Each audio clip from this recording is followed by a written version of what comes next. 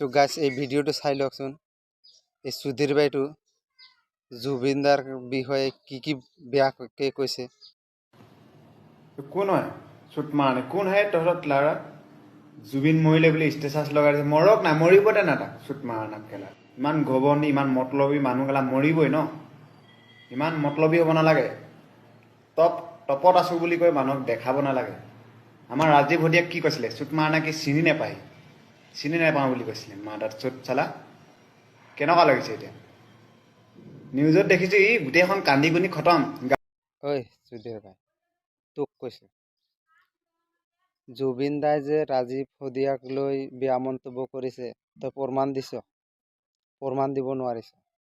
আৰু তই যেন বেয়াকে জুবিন দাক কৈ আছ, এইটো প্ৰমাণ সহকাৰে দি আছো ৰাইজক। ৰাইজে চাব, বিচাৰ কৰিব ৰাইজে।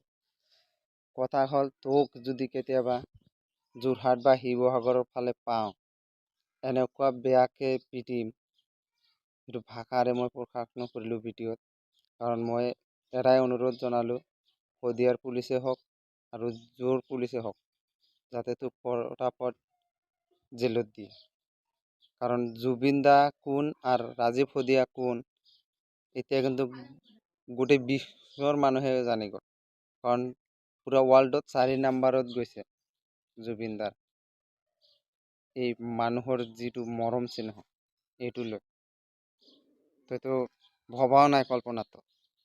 আর রাজীব ভদিয়াক চিনি আমিও পাওঁ, জুবিন দাই চিনি পাইছে, কিন্তু তই প্ৰমাণ দিব নোৱাৰাকৈ এনেকুৱা বেয়া মন্তব্য কৰিব নালাগিছিলে।